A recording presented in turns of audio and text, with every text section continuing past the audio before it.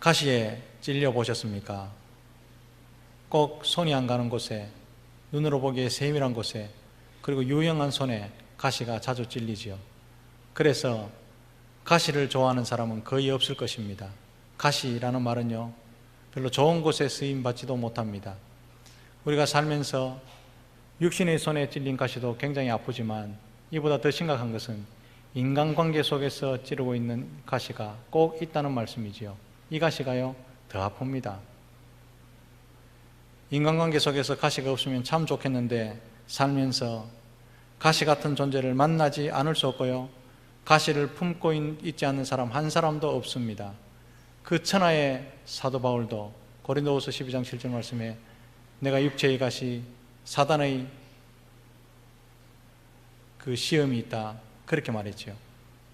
사도 바울도요, 육체의 가시를 갖고 있었던 사람입니다. 가시 없는 사람 한 사람도 없습니다. 가시는 인간관계 속에서요, 생활 영역 전반에 걸쳐서 다 걸쳐서 존재합니다. 보기 싫지만요, 직장에 가면 문만 열면 제일 높은 자리에 앉아 있는 사람 가시일 수 있습니다. 제일 친해야 되는 동기가 가시 노릇할 수도 있습니다. 학교에 가면요, 정말 한때 친했던 친구가 가시 노릇하고 있는 그런 경우도 있지요. 교사들도 어떻습니까? 저는 교무실에 가면 천국인 줄 알았습니다. 그런데요, 교무실에 선생님끼리 참 사이 안 좋은 사람은요, 서로 가시더라고요. 그것뿐입니까? 동네 나가면요, 참 친해야 될 옆동 아줌마가 가십니다. 말 한마디 해도 가시돋친 말을 하죠. 그뿐입니까? 별로 사이가 좋지도 않는 동네 약수터에 나가면 꼭 가시 같은 사람이 한 사람씩 있습니다. 그 사람 보기 싫어서 약수 들어가는 시간을 바꿨는데도 그 사람도 바꿔서 또 나타납니다. 그래서 이제 약수터를 바꿨는데 물맛이 없어서 내가 그 약수터를 안 가야 되겠다 생각하는데요, 집에서 가만히 생각해 보니까 그 약수가 자기 거가, 이렇게 괘씸한 마음에 약수를 다시 떨어 나갔는데 또 그 가시가 있어요. 물맛이 쓰지요. 추석 명절이 이번 주에 다가옵니다. 멀리서 친척들이 와서 반갑게 맞겠지요. 그런데요, 거기서도 가시가 있을 수 있습니다. 시어머니가 며느리가 서로 가시 노릇하는 경우도 있고요, 동서가, 정말 보기 싫은 동서가 가시 노릇하는 경우도 있더라고요. 놀라운 사실은 형님하고 동생하고 피를 나누는 형제인데요, 서로 가시 노릇하면서 말 한마디를 던져도 따뜻하게 던지지 않고 툭툭 불퉁불퉁 그렇게 던지면서 추석이 싫고 설이 싫다는 며느리 아들들, 동서들 많이 봤습니다. 우리가 더 유의해야 될 것이 뭔지 아십니까? 하나님의 나라고 하나님의 동산인 교회 안에서도 가시 같은 존재를 만날 수 있다는 것입니다. 가시는요, 특징이 있습니다. 전혀 모르는 사람이면 얼마나 좋겠습니까? 우리 육신에 찔리는 가시처럼 네 언제 박힌노? 이렇게 말할 수 있겠지만 인간관계 속에서 가시 노릇하는 사람은요, 전혀 모르는 사람이 아니라 나를 너무나 잘 알고 있는 사람입니다. 잘 아는 사람이 인간관계 속에는요, 가시입니다. 자주 안 보는 사람이면 얼마나 좋겠습니까? 그런데요, 눈만 뜨고 스치기만 하면요, 보이는 사람이 가시입니다. 아무 관계 없는 사람이면 얼마나 좋겠습니까만은요, 너무나 가까이 있는 사람이 가시 노릇합니다. 모르는 사람 같으면요, 안 만나면 됩니다. 아무 관계 없는 사람 같으면 안 만나면 된다고. 그런데 직장에 가면 직장 상사로, 직장 동료로 매일 만나야 되기 때문에 괴로운 거죠. 교회 가면 한 하나님을 섬기기 위해서 일을 해야 되는데 같은 형제자매로서 한 교회에서 한 전도회에 그렇게 버젓이 있기 때문에 원래 가기 싫죠. 이 가시 때문에 교회 오기도 싫어하는 사람이 있습니다. 더 나아가서는요, 친척들 중에서도 안 볼 수 없는 사람인데 친척들 가운데 아픈 가시 노릇, 이렇게 하는 사람이 있더라는 거지요. 이 가시의 특징이 뭡니까? 아파요. 가시가 찔러대면요, 가슴 깊숙이 그 말이 박힙니다. 이게 가시지요. 가시 없는 사람이 있습니까? 예수님께도 가시가 있었습니다. 구약에 이스라엘 나라에도 이런 존재가 있었는데 바로 에돔이라는 가시였지요. 에돔은요, 남쪽 유다 나라의 숙명적인 적이 에돔입니다. 북쪽 이스라엘 나라의 숙명적인 적이 다메섹이었다면 남쪽 유다 나라 통일 이스라엘에도요, 바로 옆구리의 가시가 에돔이었습니다. 위치도 딱 옆구리에 있어요. 그런데 에돔 족속은요, 혈통적으로는 이스라엘과 먼 사람이 아니었습니다. 이스라엘과요, 한 집안입니다. 친척입니다. 형님 동생 사이입니다. 그래서 하나님은 신명기 23장 7절 말씀에 이스라엘을 이렇게 타이릅니다. 너는 에돔 사람을 미워하지 말라. 그는 내 형제임이니라. 네 형님이다. 육신적으로 혈통적으로 보면 가르쳐 주셨습니다.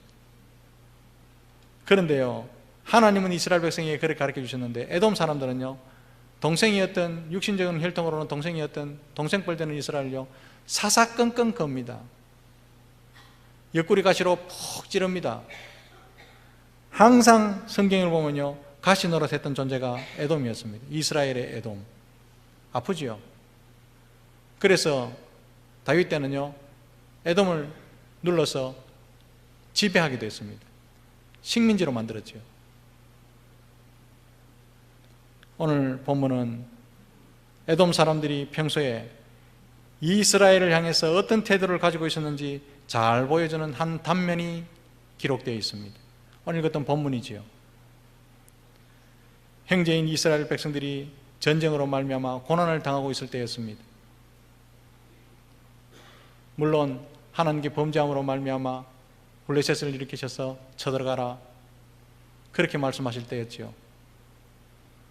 그런데요, 고난당해서 죽는 사람, 피하는 사람, 도망가는 사람 막 쏟아지는데요, 거기서 엄청나게 기뻐했던 사람이 승리했던 블레셋 사람들이 아니라 에돔 사람이었대요. 아무 관계없는. 기가 막히죠. 말리는 때리는 며느리보다 말리는 시누이가 더 밉다더니만 말리는 시누이가 에돔이었습니다. 도망가는데요, 어느 정도로 표현했느냐 하면 12절 하반절 말씀에 네가 입을 크게 벌릴 것이 아니며, 입을 크게 벌리고 뭐 했다는 겁니까? 허허허허, 흉내도 못 내겠대. 하하하하, 이렇게요, 잘됐다 잘됐다, 아이고 10년 먹은 체중이 내려가네, 하하하하, 이 모습을 표현한 것이요, 네가 입을 크게 벌렸다 이 말이죠. 엄청나게 기뻐했답니다. 이스라엘을 고난당하는 이런 심보가요, 우리에게도 있습니다. 김 지사님 잘됐다 하더라, 이 지사님 자녀가 잘됐다 하더라, 이렇게 말하면요, 배가 아파요. 입을 오물입니다. 그래. 그런데요, 이 집사가 잘못됐다 하더라, 김 지사 아들이 크게 사고 쳤다 하더라, 이러면요, 은근하게 그런 문제가 없는 우리는 축복받은 줄 그렇게 생각한다 이 말입니다.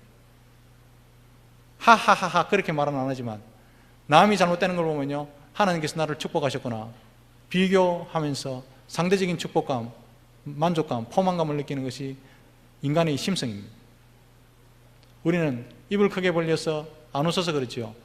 같은 그리스도의 한 형제 자매가 잘못되는 걸 보면요, 우리 그 잣대로 나를 축복받았다, 나는 괜찮다, 나는 안전하다, 이렇게 생각하는 경향이 상당히 많다는 거죠. 그런데 에돔 사람들은요, 밖으로 표시를 다 안 했습니다. 아, 기쁘다, 잘됐다, 10년 먹은 20년 먹은 30년 먹은 체중이 내려간다. 우리 다윗 때 지배당했지 않느냐, 그때 많이 죽었다, 복수하는 거죠. 또 블레셋 사람들이 전쟁에서 들어갔는데 제일 먼저 성에 들어간 사람이요, 에돔 사람이었습니다. 쫙 들어가서요, 약탈하기 시작합니다. 자기들은 관계없으면서. 그것뿐입니까? 전쟁 나면요, 도망가려고 어린아이들, 힘없는 부녀들, 전쟁 나면요, 부녀들, 어린아이들이 제일 불쌍합니다. 그들이 도망가려고 막 도망가는데 사거리에서 그들을 다 막으면서 블레셋 사람들이 아, 야, 여기 있습니다, 뒤집어져만 저기 있습니다, 길을 막고 다 가르쳐줘요. 14절에 그렇게 되어 있죠. 도망가는 자를 막지 않을 것이면 막았다 이 말이잖아요. 도망가는 자를 다 막아서 야, 여기 있습니다, 도망갑니다, 빨리 잡아서 노예로 파십시오, 그렇게 했던 사람들이 에돔 사람이지. 지독스러운 가시죠. 안 그래도 전쟁 때문에 힘이 든데 심적으로, 정신적으로, 영적으로 더 어렵게 만드는 역할을 했던 사람들이 에돔 사람이었습니다. 저는 이 본문을 통해서요, 하나님은 자기 백성에게도 가시를 허락하시는가 질문했습니다. 대답이 뭡니까? 하나님께서는 자기 백성에게 가시를 허락하시는데 그 이유가 뭔 줄 아십니까? 자기 백성을 사랑하시기 때문에, 포기하지 않기 때문에 가시를 옆에 두시는구나 깨달았습니다. 가시가 없으면요, 하나님 백성 아닙니다. 하나님 백성 옆에는 가시를 두시는데 왜 그렇습니까? 자기 백성을 위해서 두십니다. 우리가 단적으로 생각하면 알죠. 하나님 믿는다고 사람이, 인품이 해가닥 바뀝니까? 예수를 믿고 구원받았다고 인품이 그리스도의 성품과 바뀌고 온유한 말이 쏟아지고 말도 줄어들고 개박한 성격이 온유하게 바뀌고 그렇게 되느냐 이 말입니다. 하나님 믿는다고 약속의 땅에 들어갔다고 옛 기질이 단번에 바뀌는 것은 아니었습니다. 우리 보면 알잖아요. 그뿐입니까? 틈만 나면 일이 좀 잘 된다 싶으면 기고만장해서 옛날의 은혜를 다 잊어봅니다. 틈만 나면 좀 몸만 편해지면 옛생활로 돌아가려는 육신의 소욕이 엄청나게 강합니다. 갈라디아서 5장 보면요, 육신의 소욕이 얼마나 강하느냐면 성령님하고 한번 해보려고 대적하는 것이 육신의 소욕입니다. 육신의 소욕을 우습게 보면요, 판판이 넘어갑니다. 그게요, 옛생활로 돌아가려는 옛기절이죠. 옛생활로 돌아가려는 육신의 소욕이 엄청나게 일어날 때 그때 하나님께서 꺼내 쓰시는 도구가 바로 에돔 같은 가시더라 이 말입니다. 오늘 본문의 배경이 네 가지로 요약될 수 있는데요, 성경 공부 시간이 아니기 때문에 다 설명드릴 수는 없고, 제가 생각하기에 오늘 본문의 배경은 역대하 21장 16절 이하라고 봅니다. 역사적 정황이나 성경이 쓰인 정황이나 선지자의 어체를 볼 때 역대하 21장 16절이 가장 합당하다고 보기 때문에 그렇습니다. 그렇다면요, 당시에 유다 나라는 영적으로 상당히 침체되어서 바닥을 칠 때였구나라는 사실을 알게 되지요. 그 나라를 누가 다스리고 있었습니까? 북쪽 이스라엘의 가장 악한 임금 아합의 사위였던 여호람 왕이 다스리고 있었는데, 여호람 왕은요, 유다 나라의 악한 임금 중에 한 사람입니다. 므낫세 버금갈 정도로 악한 임금이죠. 왕이 왜 중요하냐면요, 왕이 하는 대로 백성들이 다 따라합니다.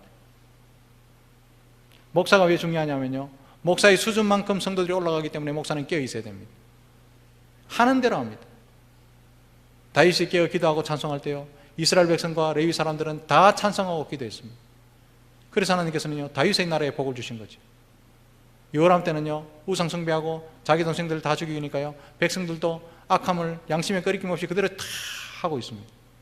심히 부패하고 심히 타락할 때가 이때였습니다. 하나님 보시다가 블레셋 사람들을 격동시키셔서 이스라엘을 치라, 남쪽 유다를 치라, 그렇게 말씀하시죠.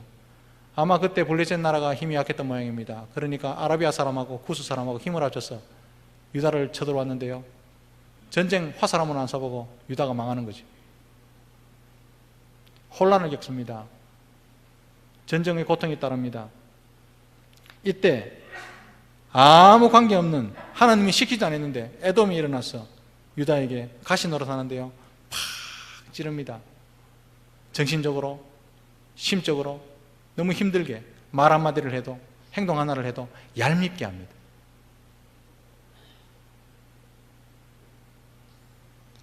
그런데 그 당시에는요, 옛날 다윗 시대에 식민지를 삼았던 에돔 아니었습니다.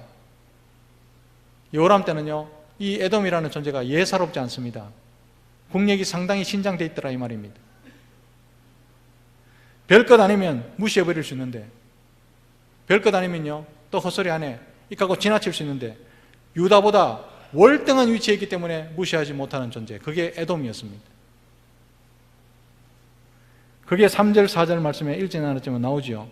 그들의 요새를 보십시오. 다윗에게 식민지를 당했다, 이 교훈이 됐어요. 난공불락의 요새를 건설합니다. 지금도 남아있죠. 그 후세 사람들이 지었지만 요르단 지역의 페트라라는 지역입니다. 돌 깎아서 궁전을 지어놓는 거 보십시오. 기가 막히죠. 그 건축설은요, 신기에 가깝습니다. 그 에돔 바위 도성을 깎아서 지은 그 건축가들은요, 지혜가 출중하죠. 기술이요, 신기에 가깝습니다. 건축을 그 정도로 해내려면요, 돈은 얼마나 많았겠습니까? 기술자가 얼마나 많았겠습니까? 그러니까 여호람 때 유다와 비교가 안 될 정도로 국력이 신장되어 있었는 거죠. 그 앞에 서기만 해도 유다는 이제 주눅드는 존재로 성장했던 그 나라가 에돔이었습니다.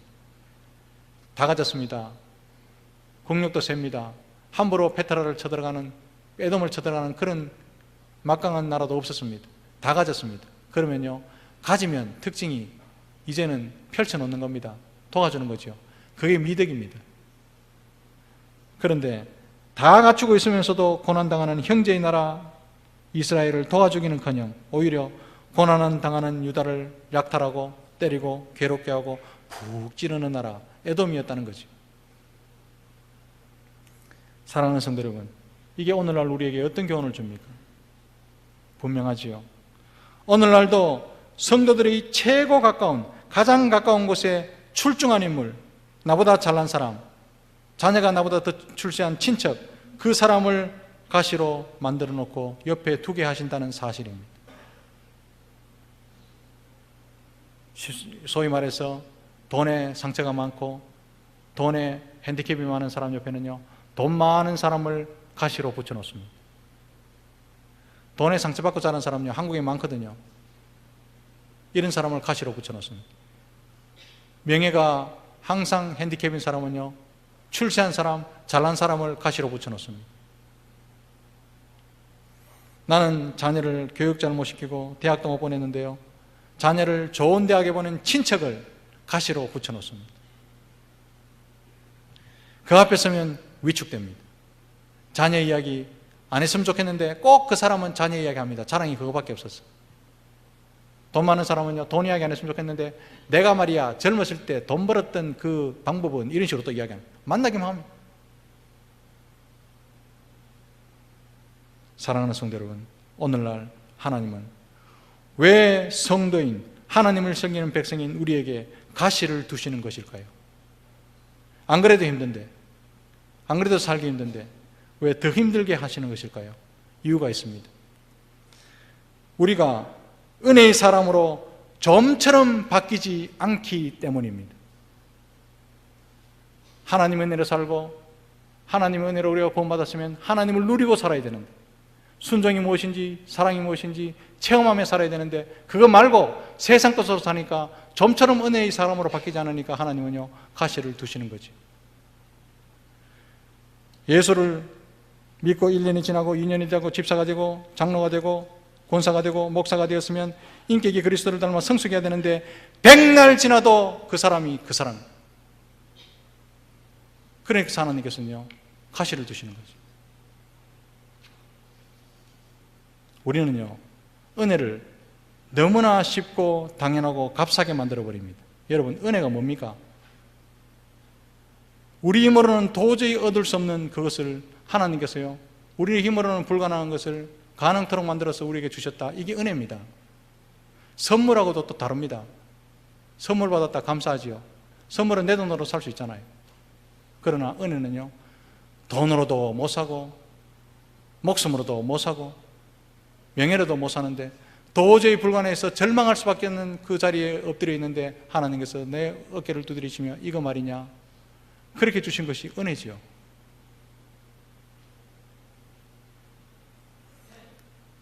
공짜로 받았으니까 사람들이 은혜를 함부로 생각합니다. 값싼 은혜로 만들어버리죠.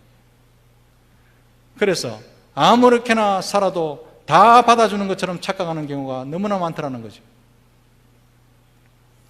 자기 할 짓 다 하고 온갖 짓 다 하고는 이렇게 말합니다. 하나님은 사랑이시라. 이러고 끝나요. 여러분, 하나님은 사랑이시라, 그 말씀을 우리에게 내뱉기 위해서요, 얼마나 많은 피를 흘리셔야 되는 줄 아십니까? 사랑의 융탄자를 느끼면 공의의 핏자국이 다 드러나 있습니다. 피가 흥건히 고여 있습니다. 그게 사랑이에요. 하나님 우리에게 사랑하시려고 멍든 가슴을 부여잡고 피를 흘리신 그게 은혜입니다. 미국에, 호주에 동성애를 버젓이하는 사람도 하나님 받아주신다. 근거가 뭡니까? 하나님은 사랑이시라. 죄송합니다. 이따구로 말하고 댕깁니다. 차별금지법이 통과되면요, 강단에서 내가 이렇게 설교하면 저를 6개월 동안 못 봅니다. 박원주 목사는 감옥에 갑니다. 이게 차별금지법이에요. 자기 마음대로 다 하고 살아도, 동성애 하고 살아도 목사 한 수 주고 교회 나올 수 있도록 회개도 없이 세례도 주고, 이게 하나님의 사랑입니까? 천만에요. 정신 차려야 됩니다. 나라 망하작하는 것이 차별금지법입니다. 모든 제국의 끝이 뭔 줄 압니까? 동성애였습니다. 로마가요, 그것 때문에 망했습니다. 중국이요, 모든 제국마다 그것 때문에 망했습니다. 망하자는 거 아닙니까 지금? 그래 놓고는 하나님은 사랑이시라. 자기가 편한 대로 믿는 것, 자기가 하고 싶은 대로 다 하는 것, 그것을 은혜라고 생각합니다. 그래서요, 성질 죽일 줄 모르고 성질 다 부리고 함부로 말하는데도 말릴 사람이 아무도 없습니다. 사랑하는 성도 여러분, 그것은 은혜가 아니라 그 사람의 병든 기질, 삐뚤어진 성격, 교정되지 않는 인격, 그렇게 말하죠. 그런 기질을 고치기 위해서 준비하신 도구가 바로 에돔과 같은 존재라 이 말입니다. 사랑하는 성도 여러분, 성도에게는요, 이런 에돔이 하나씩 있어야 교만하지 않고 이탈하지 않습니다. 고린도후서 12장 7절에 바울은 이렇게 말합니다. 하나님께서 나에게 가시를 허락하신 이유는 너무 자만하지 않게 하시려고, 너무 자만하지 않게 하시려고, 자기가 본 것이 너무나 크기 때문에. 그게 가시래요.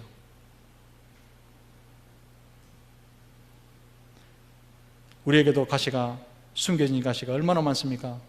숨겨진 발톱말입니다. 남을 은근히 업신여기는 교만, 교묘하게 말하는 부정직함, 얄팍함, 그런 기질을 막기 위해서, 그런 기질을 고치기 위해서 하나님은요, 오늘도 에돔을 빼서 사용하십니다. 아무리 설교를 해도 안 바뀌어요.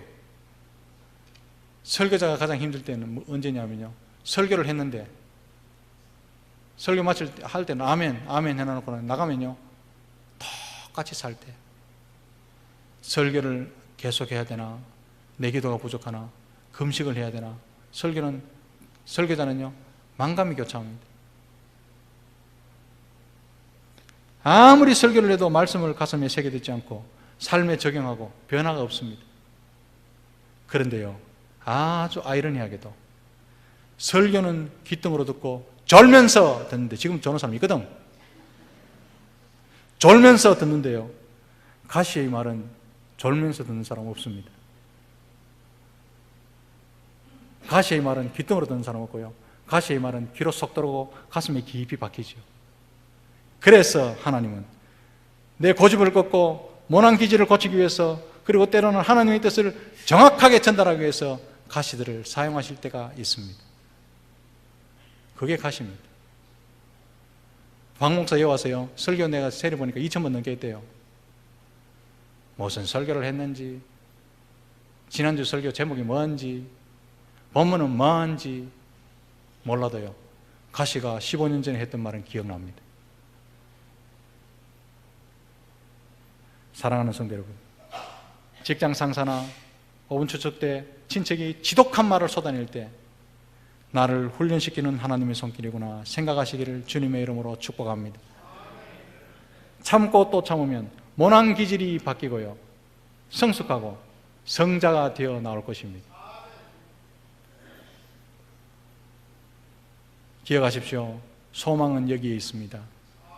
하나님은 성도에게 가시를 계속토록 두시지는 않는다는 사실입니다. 목적을 이루시면 하나님의 손으로 우리 가운데 있는 가시를 뽑아버리십니다. 그것이 오늘 본문 나오죠. 15절과 18절에 계속 이어서 나옵니다. 하나님은 에돔에게 말씀하십니다. 여호와께서 만국을 벌하실 날이 가까웠으니 네가 행한 대로 너도 받을 것인즉 네가 행한 것이 네 머리로 돌아갈 것이라. 무서운 말씀입니다. 가시 노릇할 때 재밌죠. 내가 찔릴 때 아픕니다. 18절에 에서 족속에 남은 자가 없으리니, 지금요 이스라엘 나라는 남아있는데 에돔 족속은요 흔적 없이 사라졌습니다. 없습니다. 말씀대로 됐죠. 그러므로 아프지만 가시에게 찔려가면서 훈련받는 자에게 소망이 있는 것이지 가시에게는 소망이 있는 것이 아니라는 사실을 믿으시기 바랍니다. 찔리는 사람이 소망이 있어요. 하나님은 자녀를 징계는 하시지만 멸망시키지는 않는다는 사실을 믿으시기 바랍니다. 이 시간에도요, 가시가 사람일 수도 있고 가시가 내가 안고 있는 문제일 수도 있습니다. 경제의 문제, 건강의 문제, 자녀의 문제, 그게 가시일 수 있습니다. 그러나 그 가시가 무엇이든지 간에 나의 영적 수준이 한 단계 올라가기만 하면 그 가시는요 언제 있었냐는 식으로 사라져 버릴 겁니다. 없어집니다. 에돔은 기억하십시오. 내가 상대해서 무너뜨릴 존재가 절대로 아니라는 사실이죠. 내가 뽑아내려고 뽑아낸다고 뽑힐 가시가 아니라는 뜻입니다. 내가 괜히 뽑아낸다고 하면요 사람 원수지고 사람 잃고 시간 낭비죠. 오히려 내가 하나님 뜻에 부합해서 하나님이 사람으로 성숙해 나갈 때 하나님께서 가시를 뽑아내시고 문제를 해결해 주실 줄로 믿으시기 바랍니다. 하나님이 뽑습니다. 영적인 가시라면. 그때가 되면 에돔은 나를 위해 존재한 하나님의 도구였구나 비로소 깨닫게 된다는 말씀이지요. 사랑하는 성도 여러분, 에돔과 같은 가시를 품고 있는 분이 우리 가운데 계십니까? 너무 아파하지 마시고 언젠가는 그것으로 인해서 나올 정금처럼 나올 그리스도를 닮은 인격, 그것을 소망하시기를 주님의 이름으로 축복합니다.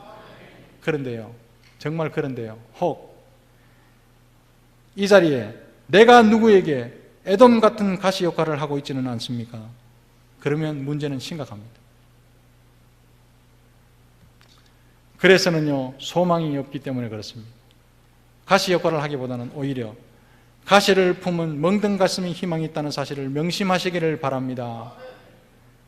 성도가 가시가 되어서는 안 됩니다. 왜냐하면요 때가 되면 하나님께서 그 가시를 뽑아버리시기 때문에. 돌아다니면서 말로 가시 노릇하고 행동으로 가시 노릇하고 이래서는 소망이 없다는 뜻입니다. 지금은 가시 때문에 괴로워도 반드시 하나님의 손이 나를 회복시킬 때가 온다는 사실을 믿고 오늘을 인내하시고 이번 주를 승리하시고 한평생 더욱 겸손하게 주님을 닮아가시는 저와 여러분들이 다 되시기를 주님의 크신 이름으로 축복합니다. 기도하십시다.